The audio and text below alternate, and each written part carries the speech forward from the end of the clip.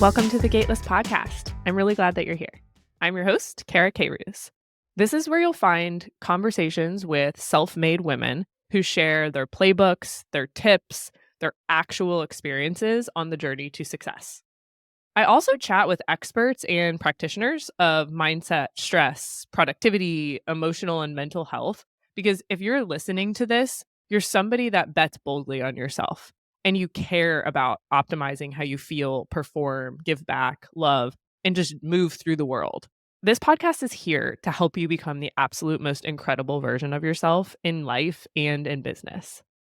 Be sure to subscribe to the podcast so you never miss an episode. We really appreciate your feedback and reviews. The only way that we grow right now is from you sharing your favorite episodes with your family and friends on social media. So thank you for doing that. Go do that big, cool thing that you've been dreaming about today. Today, I spoke with Kristi Rowles, who is the founder of Enneagram University and a mental health coach. We talked about the 9 Enneagram types, where she is so deeply educated. Her program, Enneagram University, helps coach people on understanding their Enneagram and how to use it to further propel themselves forward in their life, both personally and professionally. We talked about all 9 types and why it's critical to understand this about yourself and potentially even others to be super effective in your personal and professional life and communicate with people well, be empathetic, understand the way other people process things, what drives them, the why behind what they do. It's such a superpower to understand this. I even took a quiz before our conversation and we dissected that together a little bit. Kristi is seriously full of such important information on how you can use your Enneagram to help you succeed and stay happy and balanced. And really, equally as important, if you know other people's Enneagram in your life, how to use it for good only. And, strengthen your relationships with folks and strengthen both personal and professional through understanding this knowledge. There will definitely be a part 2 to this discussion, and you're really in for a treat. So with that, welcome, Kristi, to the Gateless Podcast. Kristi, so grateful that you're here today. I'm excited to talk to you about all things Enneagram and learn more about what it all means, but also understand the importance of everyone educating themselves on Enneagram for business, for personal life, for relationships. But thank you for taking the time to be here. I appreciate it. Yeah, of course. Thanks for having me. Obviously, I love the Enneagram, and I always say I know I'm biased, but the reason that I'm biased is because it really is so life-changing. So I'm excited to chat about it with you. Before we get into all things Enneagram, could you just introduce yourself to the audience and tell us about your business? I am Kristi. I am based in Central Florida, but when we're recording this, I'm actually in Ecuador on a trip with my partner, Nick, and our dog. We love to travel internationally, and I'm super grateful to have a business where it allows me to do that. So I run Enneagram University. Basically, I got certified as an Enneagram coach years ago. I have my master's in mental health therapy, and I transitioned out of therapy into coaching in 2018. Absolutely fell in love with it. I love the time freedom. I love the scalability of revenue. I love getting to do whatever I want, make my own hours, work with my dream clients and all of that. And it's just kind of lighter and a little bit more fun than therapy. So a lot of people were asking me, where do you get certified? How do you do this? What you're doing? And truthfully, I didn't have a program that I 100% felt confident recommending. And so after a long time of people asking me to create a program myself, I wound up launching Enneagram University in fall of 2020. And it's just been a beautiful ride. So I now train and certify Enneagram coaches. We have therapists, we have HR managers, we have people in leadership development, people who are looking for a second career into something that's more meaningful. So it's just super fun. Is there a reason that, or are most of the folks that you're training on Enneagram going to be an Enneagram coach, or are they in other practice areas where this is just a very helpful tool for them to serve their clients?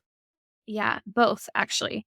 So some of them are I do want to see one-on-one clients, or I want to do couples coaching. We have a lot of people who love working with groups, organizations, even corporate America. We have some people who do this full-time as a coach, but a lot of people still kind of just integrate it in what they do full-time. We just had someone join from a hotel company. He's Cool. in leadership development. So he's joining, doesn't plan on leaving his 9 to 5. I have someone who is on staff as a consultant for other companies. And so does that full time. They funnel clients to her, but she got certified as a specialist with the Enneagram. We have other people who work in staff development or HR departments and things like that. So managers, a lot of times, I usually tell people, like, if there's people there, the Enneagram is relevant. So if you are in Totally. any way managing people, even relating with people yourself, it's so helpful. Okay, so can you give us an overview of Enneagram? And there's 9 types, right? Yep. What's the skinny on the Enneagram, and then maybe the 9 types, just like as a high level overview, in case people don't know. Yeah. So the Enneagram is a personality typing tool. So I always tell people, think in the realm, although different, and I'll explain why in a sec, but in the realm of Myers-Briggs, Strength Finders, DISC assessment, things like that. It really is helping you understand. One of the differentiators between it and all the other tools is helping you understand why you do what you do.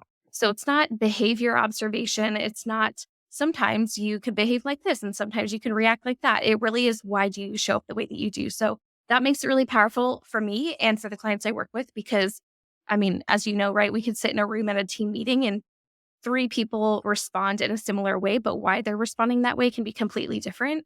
And so being able to just understand what actually motivates people, what actually helps them feel valued and important, is everything. So it's just, it's a deeper system. It's more, I was going to say more humane. Like sometimes when I'm talking with people who work in corporate, I'm like, yeah, the Enneagram humanizes Totally. employees rather than like productive machines. It's, who are you really and what matters to you and how can I support you specifically? So yeah, there's 9 Enneagram types. I'll share with you. I did take a quick quiz this morning to see. It's been a few years since I've done one, so I wanted to see how it's changed. Because that's another interesting thing in my perspective is, like, depending on where you are in your life, your maturity, your frame of reference, your experiences, I feel like it changes over the course of years or your lifetime. I don't know. Maybe it doesn't, but for me, it feels like it has.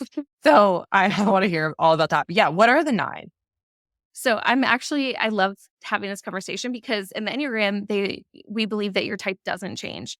The Oh, way that okay. you express yourself and the way that you hopefully react to yourself, or, hopefully that hmm evolves or matures over time. But what drives you often doesn't. And so for me, trained as a therapist, like, that's even grounded in our personality structure is really formed when we're young. And so we kind of carry that with us. So over time, it's helpful to be like, okay, this was serving me when I was like 8. It's probably not serving me anymore. So how do I kind of evolve that? So yeah, there are 9 types, and definitely I'll give the little kind of nicknames, but I always tell people, and when I teach in Enneagram University, I actually don't use the names at all, because I think it's impossible to fully understand a person's personality or what wires them based on 2 little names, 2 words, or like little nicknames. One, So I always just certainly. say, if you don't know your type yet, don't get super fixated on the nicknames, because there really is so much more. So type 1, we call the moral perfectionists. They're really driven by being right, doing the good thing, being ethical, being moral, things like that. They really want to avoid corruption within themselves, being bad. They have a really harsh inner critic. Type 2, we call the supportive helper. So basically, these are people who deeply love people. They want to be your helpers, your main support, but really for them, what drives it is they want to feel wanted and sometimes needed by the people in their lives. So it's really, how can I show up well for you? But it also helps me know that our relationship is secure and that hmm you need or want me. So they try to avoid basically being unloved, not needed, feeling replaceable is a really painful feeling for type 2s. Type 3s, we call those successful achievers. So these are people who love to grind. They have high likelihood of being hardcore in the work world, where they just, work constantly, or sometimes workaholics. These are types that really want to succeed, be valuable, be admired by other people. So they're really avoiding the sense of feeling worthless or losing or failing. So that's kind of that tension for them, hmm those drivers. For type 4s, we call them the romantic individualist. So these types are really geared towards standing out. There's this weird tension for 4 sometimes of like, I don't want to blend in. I really want to be unique. That's really important to me. But also, if I'm so unique, then other people may not relate with me. So there's that tension sometimes of not wanting to belong, not wanting to be part of the masses, but also wanting to, so that they're not abandoned, essentially. hmm Type 5s, we call the investigative thinkers. So these types are really focused on, how do I ensure that I'm competent and I have what it takes to meet life's demands, essentially. So competency and capability are really fixations for the type 5. They're definitely avoiding things that make them feel invaded in any way. These type 5s tend to be really private people, fairly boundaried people. They don't typically get recognized for being very emotive or emotional. They definitely have them, but they hold their cards close to their chest typically. So type 6s, this is the type that I identify with most. We are called the loyal guardians. Essentially, we don't want to be on our own or left alone in the world. So for us, it's really about finding support. Relationships are really critical for type 6s because we depend so much on other people, but we also want them to be able to depend on us. We really want the feelings of safety and security, whether that's in our job, in our relationships, at home, wherever that may be. Type 7s, we call the enthusiastic optimist. So these people are traditionally really high energy. They love positivity. They don't want to miss out on things. There's a sense of like, I don't want to be bored, limited, boxed in. These types tend to have like killer FOMO. So they're kind of constantly pursuing being fulfilled and content and oftentimes doing fun things to keep them stimulated. Type 8s, we call the protective challengers. So these are people who kind of like 6s. 6s tend to be skeptics. 8s are kind of just like the rest of the world is completely untrustworthy. And so it creates this tendency to like, I need to be strong and assertive and independent. I can't really rely on people because people might betray me. They tend to be really forceful, generally speaking. People can experience them as intimidating, but for them, they're just protecting themselves. Type 9s, these types are known for being really laid back and calm and lighthearted. Really, for them, what it is I just want to keep the peace. So I don't really want to ruffle feathers. I don't really want to make any waves. I'm comfortable in conflict. I just want things to be peaceful and tranquil and relaxed. So that is a super overview of all of them. There's so much more to be said, but for anybody that's brand new, hopefully that helps give you a little bit of an idea. And then how do you, once someone knows their Enneagram chart and is working with you, how do you work with them? Yeah, such a good question. I saw this meme recently that really encapsulated like what therapy is and sometimes what Enneagram coaching is. And it said, me before therapy, I hate people. Me after therapy, I feel okay about hating people. So in a lot of ways, the Enneagram work is what's natural for you and what are probably going to continue to be issues in your life. What are the patterns that are likely to come up again, whether it's relationally, I feel like I'm never enough for my partner, or it's I hustle really hard so that my boss is proud of me. Like, what are those things that kind of drive behind the surface of the way that you think, feel, and act in the world? So having this insight is illuminating a lot of that. And then a lot of the work is saying, okay, how did that serve me at one point? Is this what I want to continue doing? So there's a famous Enneagram teacher who says, the Enneagram doesn't put you in a box. It shows you the box that you're in and then how to get out of it. So love that. Because love that. Yes, like I do love a personality quiz. Yes, tell me what color crayon I am or what kind of cheese I am. But like, what do I do with that? And how does that then limit me? So yeah, the Enneagram is really wired to be expansive and to invite you to consider this is probably going to keep coming up for you in your life. And do you want this result? How's that worked for you in the past? Or do you want to shift? The other thing I love about the Enneagram is if you look at the system, it's got these lines that connects a bunch of numbers. One number that we like move towards or look like when we're growing and healthy. And there's another number that we move towards or look like when we're in stress. So that insight is super powerful because most of us live in our stress space, or at least are very familiar with that. But growth takes intentionality to move forward. And so having that language, it gives you red flags like, oh, wow, okay, I'm actually not in a healthy place. And I'm watching myself get more stressed out and look like this other type that I'm not. So how do I then lean towards and grow towards this other part of me that can actually be really grounding and healthy and important for me? You've mentioned mental health a few times. So what is the correlation here with mental health? Is it when you can understand yourself and why you are the way that you are, or do the things you do, there's like self-acceptance that happens? Or what is the correlation there with mental health from your perspective? Yeah. So it's because it's my background too, right? So that drives how I engage with the Enneagram. It's also what made me fall in love with the Enneagram. I started integrating it with clients in therapy and I was like, holy shit, this is literally changing their life after it had changed mine too, right? So it was just really cool. So basically it brings self-insight It's who am I? What drives me? Why do I keep acting in this way? And then the correlation with mental health is how do I, if we're getting really therapy, there's like inner child work, a lot to be done with the Enneagram. So when I look back at myself, right, as a type 6, anxiety is a huge thread for the type 6. And it is for a lot of us. A lot of our types have anxiety. It's just what drives that anxiety, or why is it there? When does it show up? But for the type 6, we tend to be the most anxious types, unfortunately, for myself and the rest of us.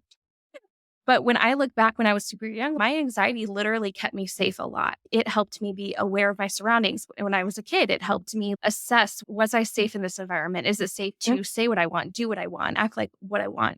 How do I engage with my parents? How do I engage with my brother? So a lot of it is looking back, making connections of why we are the way that we are. And then the mental health piece is even healing some of that. Like, I'm not 8 anymore. I'm not in my childhood home anymore. I don't need to be as hypervigilant now as I was then because I've built a life that's really different. And so some of it is going back to those younger parts of ourselves. Even our young 20s, the way that we acted sometimes is like, whoa. If we can go back and be like, okay, our life is really different now. It doesn't require us to show up in the same sort of hypervigilant, defensive state. We can heal some of those messages. So with the Enneagram, all of the types have a wounding childhood message. So for me, the type 6 is the world isn't safe and I may or may not have the resources to navigate it. Like, that's terrifying for me. I'm like, oh my God, I really might just get like succumb to the pressure sort of thing. So for me, it's okay. How do I explore that? How am I believing that? How is that driving the decisions I make now? And can I come back to that anxious part of myself like a little kid and hold her and say, thanks for letting me know. Thanks for telling me to be hypervigilant. We're actually safe. So you can take a nap and I'm going to go ahead and make a different decision because it's okay. So That's I'm really curious. cool. Yeah, it is. It's really powerful. I'm curious if you would share a little bit about your type, and then we could even talk about that one too. Okay, so I have always, I don't know if this is typical or not, but my struggle with these types of quizzes is that I feel like there's always like 3 to 4 leading ones that are all equal parts. And I don't have a leading part, which is, that feels authentic to me. But okay, so my strongest boxes are 1 and 3. And then the second largest are 2 and 8, followed by 7. And then everything else is rather small. There's like a decent slice of 5, but 9, 6, and 4 are very, very tiny on mine. Okay. Yeah. So I love this conversation. I love that the test wasn't super crystal clear for you because traditionally in our industry, tests are about like 60% average. That's from my data and just kind of agreed upon in the world. Because there's no possible way for a test to completely assess your deep core emotions or thoughts 100%. driving you.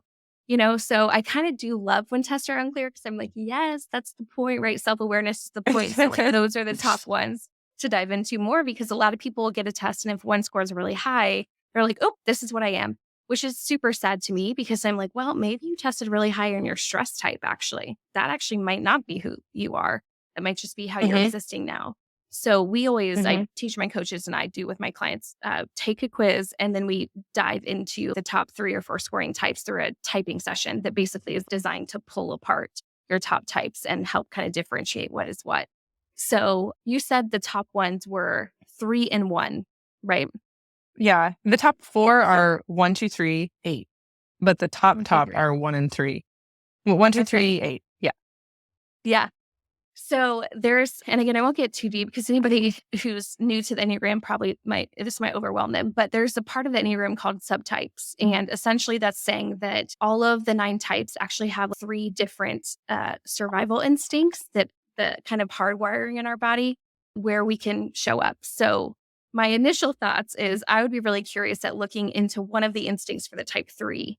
So there's with the instincts, there's self-preservation, there's social, and there's sexual. So basically the 3 things that keep us functioning, like self-pres, are things like housing, money, food, the material things that we need to survive. Social, belonging, hierarchy, community. Sexual, yes, it can be actual sexuality, but it's also just intimate connection with people. Rather than being one of the masses in social, it's also intimate connections. So, and also energy is really important to sexual dominant types. So the self-preservation 3 often looks a lot like the 1. So usually if I have somebody who tests high in both of those, I look into that.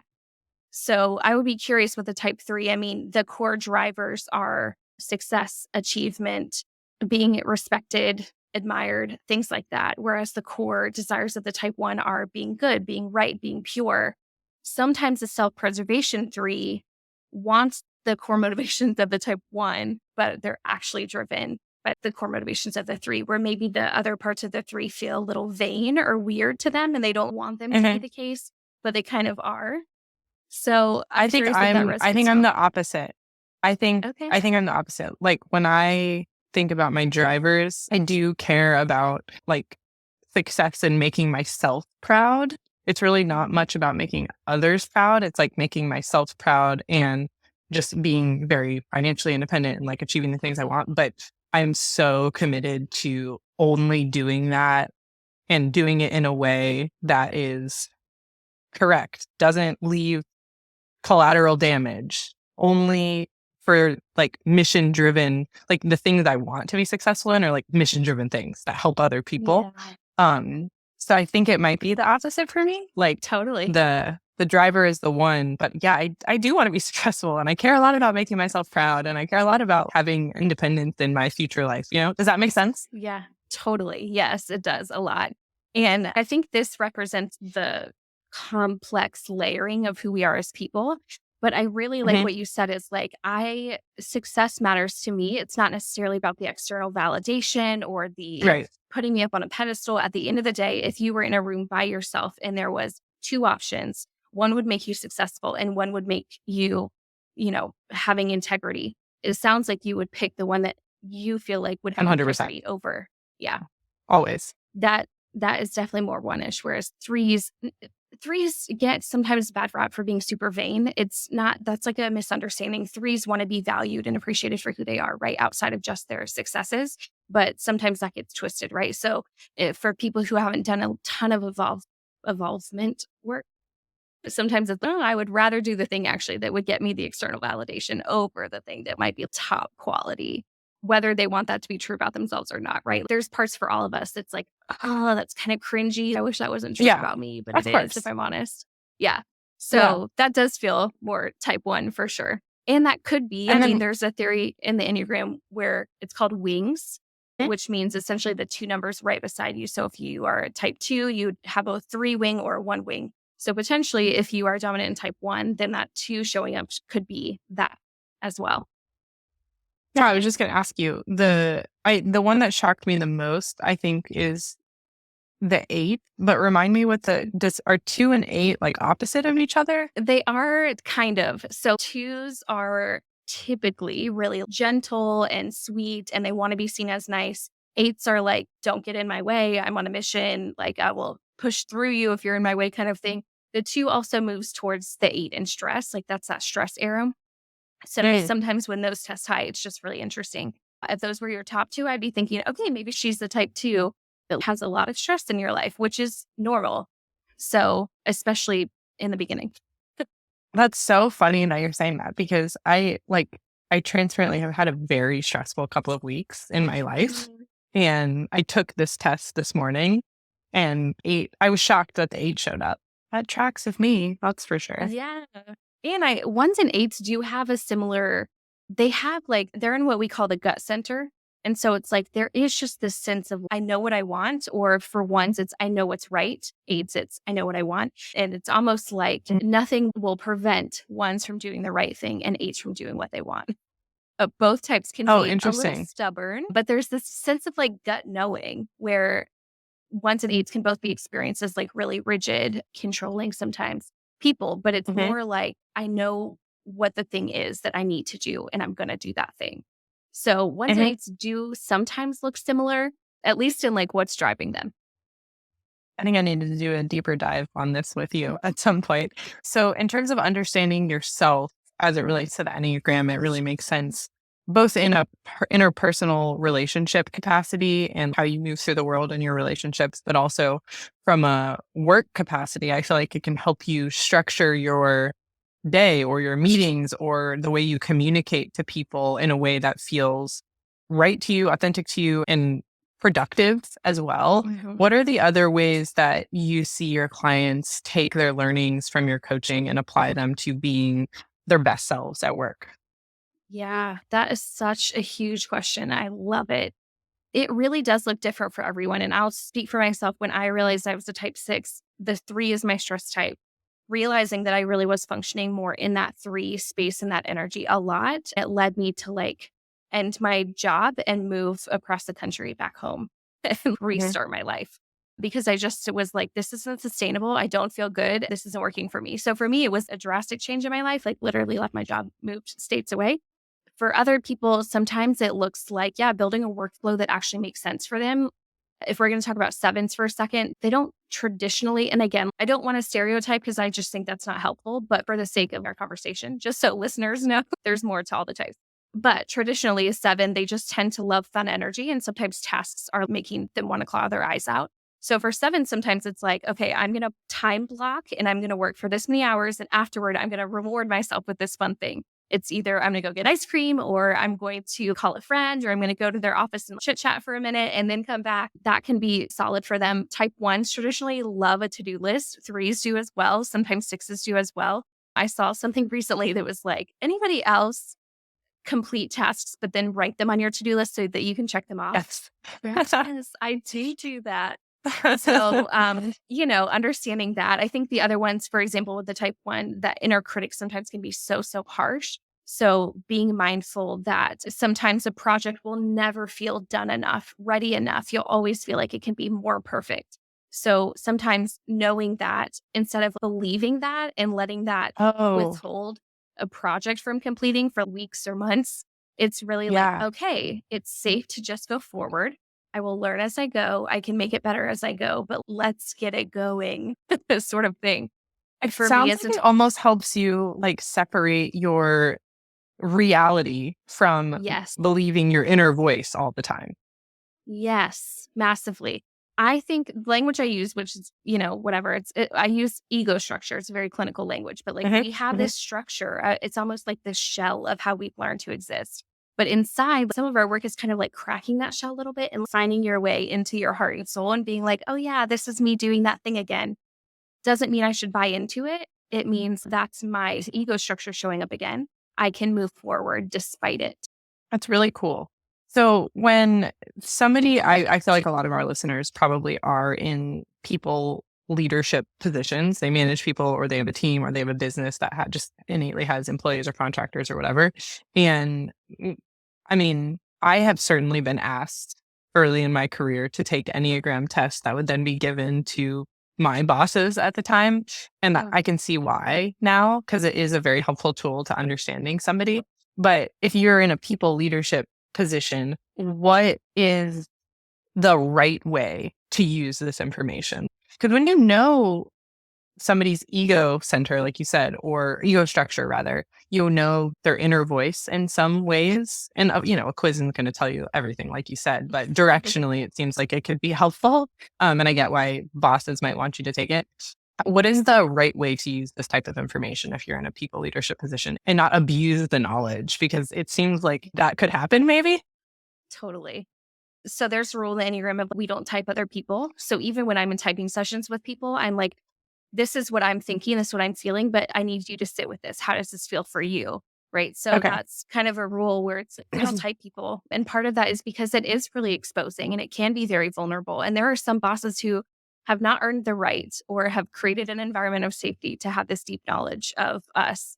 And so that's super valid. I had someone recently reach out and they were interested in Enneagram University. And she was basically like, we want to use this in our hiring and firing process. And I'm like, oh, that is not an ethical use of this tool. No. So I referred her to something else that I think may be more up her alley, but that was hard for me. Anyway, so yeah, the power of this is huge, especially for managers. For example, if I have a type 3 on my team, traditionally, again, that affirmation of them is gigantic. If I have a type 5, traditionally 5s hate being micromanaged. Same with type 9s. So giving them space. If I have a type 4 on my team, allowing them the creative freedom to be themselves and to bring their unique identity or beliefs or whatever into this space is really important. The ethical use of this is inviting deeper awareness. It is saying, hey, I'm remembering that you're a type 8 and you feel this way, or you're more likely to have this reaction, or this might be really important to you. Is there a way that I can show up well for you in that way? It can also, we say like never weaponize the Enneagram. This is like a really sacred tool, and intimate. And so saying like, is it appropriate for me to bring this up in our review sessions? Or is it appropriate for me to, because I know feeling valued is important to you, to specifically give you words of affirmation? For type 1s, it's traditionally every type has a way that they looked in childhood, right? So type 1, sometimes it's like, I'm the good girl, or I'm the good boy, I'm the good child. And so for bosses to say, you've done a really brilliant job and I value and appreciate you, is huge for a type 1. It's also really important for type 1s and type 3s, especially, and 2s, honestly, to say, I value you even if this project isn't perfect, even if you don't work overtime 10 hours, even if whatever. So learning what drives the people you supervise is huge. And if there is that safety in your team to have these conversations, it really does change the game. When I worked in my last job before I left, my boss was a type 3. I'm a type 6. I moved towards the type 3 in stress. If I was functioning at the level that he was, it meant I was not in a healthy space. For him to know that about me allowed him to support me in slowing down and actually doing less. So even that dynamic, I mean, there's so many options. What does health look like for your employees? And not to mention employee turnover, or getting people in the right seats, doing the right jobs where they're going to be satisfied. Like there's a ton. Totally. I wonder if matchmakers use Enneagram to find people that would be really great partners for each other. I bet so, right? Probably, yeah. And I always am like, two healthy people of any types are compatible for any of the other types. There are some types that probably would traditionally, it would be a little easier to navigate a relationship with. But yeah, I would be curious about that too. There's definitely, it should definitely be a part of any relationship. Like my husband has saved our marriage a few times. We're like, yeah, it legit has. I think that's awesome. I'm curious to hear about the beginning of your business and how you made the decision to take the leap and go all in on your own coaching business, and just what building up your business to what it is now looked like. It's super awesome that you had the confidence to make that leap, but I'm really curious what it actually looked like and felt like to you while you were doing it. It's funny because one of the core things of the personality structure, ego structure of a type 6 is self-doubt and that insecurity a little bit, some of that imposter syndrome, which is common for a lot of us, but the self-doubt is very prominent for type 6s. So I was talking with somebody yesterday, and actually like I'm, 4 years into Enneagram University now. And sometimes I'm still like, is this program total crap? Is this just an illusion? People have bought into this and it's actually trash. But even in that self-doubt, I'm like, okay, how many people continue to give incredible testimonials, or they have successful coaching businesses now? They tell me I changed their life. And I'm like, oh my God, that's overwhelming and makes me anxious a little, the responsibility of that. But it's also been really beautiful. So I honestly think my whole journey from at the very beginning was other people kind of coaching me through that process and saying, I believe in you though. No, you actually do have what it takes. No, you actually are qualified to do this. So I started coaching, and I had some of my first clients were parents that I had at my last job. I worked at a treatment center for teenage girls, and I did a lot of parent coaching there. So then when I left and started my own business, they were like, I would like to continue working with you, which was a total gift. So that kind of got some momentum building, and I didn't start from scratch. And then I just started building an online presence on Instagram and got clients that way. And then I started reaching out to people in my area and just saying, are you interested in this? I started doing speaking things. And then I just basically used every connection I had to say, is there a way that this makes sense for you? Is there a way that you can say yes to me in some way to get me in front of people in your world? So yeah, I started traveling. I did an event in Columbus, Ohio. I went out to Scottsdale, Arizona, and led workshops and stuff. And it just continued to unfold. And it's been really fun. And I think when I started EU, I resisted that for a long time because I didn't really feel qualified enough for that. And people just kept saying, no, I literally want you to train me. I'm like, okay. So I built a program and I launched it, and we had 15 students sign up immediately. And I was like, oh my gosh, I think this could be something. And then I've just continued to like take steps forward. And now we have over 130 students in the last 3.5 years, and they're all over the world. And it's led to some of the sweetest connections and friendships and been really rich. How many years into your business are you now? I launched in 2018. So what is that, 6 years? Wow. That's awesome. Are there multiple ways in which people can work with you? I'd love for you to just share with listeners where they can find you and follow you and how they could potentially work with you too. You can find us at the enneagramuniversity.com. We have 6 professors. They're all brilliant. We do offer one-on-one coaching. And I only work one-on-one with our students now who are going through EU, but we do have other coaches who work with anybody that's wanting some coaching with the Enneagram. And we have a professor specifically who does typing sessions, which is really cool to help people get started and jump in. And you can find us there. You can find us on LinkedIn at the Enneagram University. We're designated as a school on LinkedIn. We're on Instagram as well at Enneagram University. Is there anything else that I didn't ask you that you feel like is very important to know about Enneagram for someone that's maybe just getting familiar with it, or even somebody that has comfortability already? I would say take it in bite sizes because it can be a very complex tool. In the very beginning, just start to read through. There's so much on the internet now. Make sure it's from a legit organization. You can also find it on our site. We have a free typing guide on the enneagramuniversity.com because there's a lot of social media accounts that are like, this is what type 3s love, their favorite kind of coffee, and it's like, these are cute graphics, but wow, this is really not very helpful.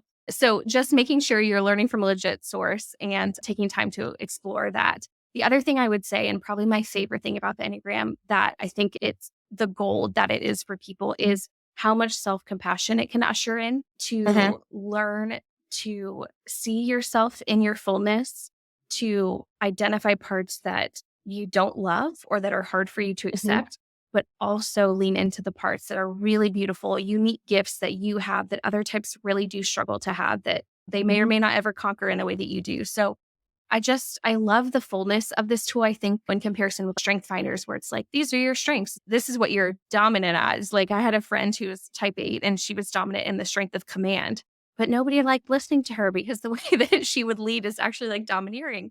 So even that, like she and I had a lot of beautiful conversations about that, me with my type as well. But anyway, just explore, go slow, have fun, play around, try types on. Like think about an important time in your life where it was a big moment. It impacted you in some sort of way, whether positive or negative, and go through the core motivations, the core fear, and the core desire of every type. And just kind of like, why was that so important to me? Why did that impact me so much? And then say, was it because of I wanted this, but I experienced this sort of thing? So there's a ton more we could say, but I think those are some good places to start. This is such interesting stuff. You've shared so many valuable nuggets of information. Thank you so much for all of your knowledge and expertise that you've shared. This is great. Yeah. Thank you so much for having me on. I loved it. Are you somebody that loves to listen to podcasts, learn, and consume knowledge in general, but maybe you find the process of picking those episodes that are really value-packed and worth your time challenging? Am I right? You're busy. I get it. If that's the case, the Pod Squad is for you. Every Tuesday, Haley and I are dropping in your inbox the absolute best listens for personal development and business podcasts for the week. We will even give you the Cliff Notes version so that you can still apply the takeaways and consume the knowledge quickly, even if you don't have time to listen to them all. To get the rec sent to you, just go to getgateless.com/subscribe or click the link in the show notes and enter your email address, and that's all you have to do. You will look forward to this every single week, and it will just be your listening cue until the following Tuesday. I hope you enjoy.